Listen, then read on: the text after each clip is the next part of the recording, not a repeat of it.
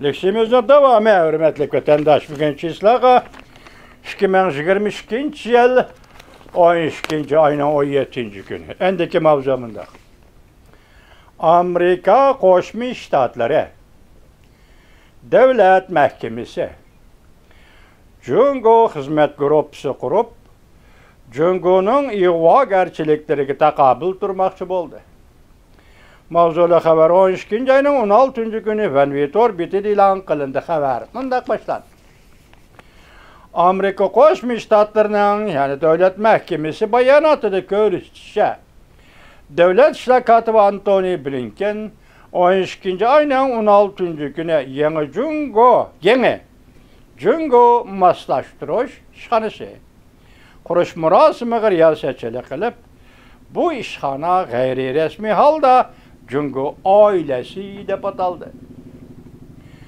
Bayonotda mundaq ko'rsatildi. Jungo oilasi Amerika bilan Jungo o'rtasidagi raqobatni Amerika hukumatining mas'uliyatchanlik bilan boshqarishni kapolatga ega qildi. Amerikaning achib etilgan sig'diruvchan xalqaro sistema manzarasini ilgari surdi. Qarang, Amerikaning achib etilgan sig'diruvchan ishkilisi demokratiyaga taalluqli xalqaro sistema manzarasini, ya'ni kelgusini ilgari surdi. Oldimizdagi ish demakchi. Jungo oilasini qurish nishoni Amerika hukumati Jungo qaratgan bir taraf qilish usul chora omillari bilan ta'minlaydi. Diqqat, nishoni Amerika hukumatini Jungoga qaratilgan bir taraf qilish usul chora omillari bilan ta'minlaydi. Bayonotda mundaq ko'rsatildi. Jungo ailesi Devlet İşler Katibi Antony Blinken'nin zamanaviylashtirish musobaqasining muhim tarkibiy qismidir. Bu musobaqaning muhim nuqtasi organlarning xirisqa taqobil turib, kelgusi 10 yillik fursatni ching tutib elishidir. Devlet İşler Katibi Amerika Devlet Mahkemesi'nin rehberlik katlimi Amerika'daki talantlıkla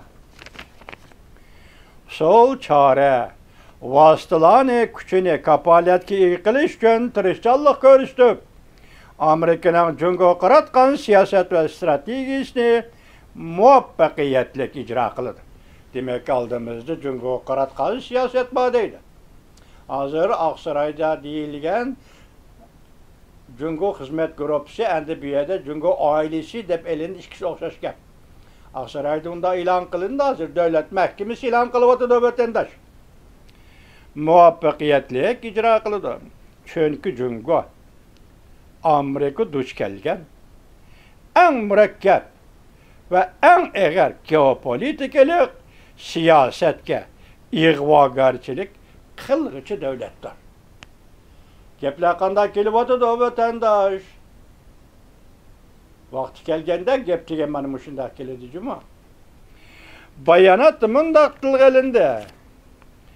Jungo ailesi Devlet Mahkemesi'nin işçi ve sırtıda bir turkum Jungo işleri mutaxassislarini yig'ib to'pladi. Ular har qaysi oila va xalqaro bexatarlik, iqtisod, texnika, ko'p taraflik diplomatiya sohalarida stratejik o'tishma aloqa sohalaridagi mutaxassislar bilan birga ishlaydi. Ular barliq organlarga xizmat qiladi. Bayonotda mundaq ko'rsatildi. Maslashni yaxshilash deganlik Amerika Qo'shma Shtatlar Davlat Mahkemasi hamda texnikallik, texnik konkret va texnik birdaklikka ega siyaset belgilaydi deganlikdir. Diqqat vatandosh. Bayonotda mundaq ko'rsatildi. Maslashni yaxshilash deganlik Amerika Qo'shma Shtatlari Davlat Mahkemasi hamda texnikallik, texnik konkret ve texmi birdek ega siyaset belgileydi deganlikdir. Bu siyaset qaysi siyaset? Cungo siyaset. Cungo qartlagan siyaset. Bu Amerika ittifaqdoshları ve Amerikanın şerikleri bilen texmi yaxshi hamkorlashib, bu organ bilen xizmatlarni qanot yaydıradigan her bir devlet bilen texmi chunqur uchrashadi deganlikdir.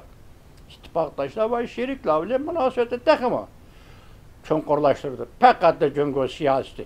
Cungoga taqobil turish deb aytib o'taylik. Devlet mahkemesining bir nafar yuqori darajalik amaldori mundaq ko'rsatdi. Cungoning ig'vogarchiligining doirasi, ko'lami, murakkabligi ve foyda ziyon munosabatlari bizdan o'xshash bo'lmagan tafakkur qilishni, hamkorlashishni, tashkillashni ve harakat qilishni talab qiladi. Bu ish ikki taraf üstel etrafida o'ltirib yakka yagona boshqaradigan ish emas. Anladingizmi? Üstel ustida o'ltirib so'zlashadigan ish tugadi.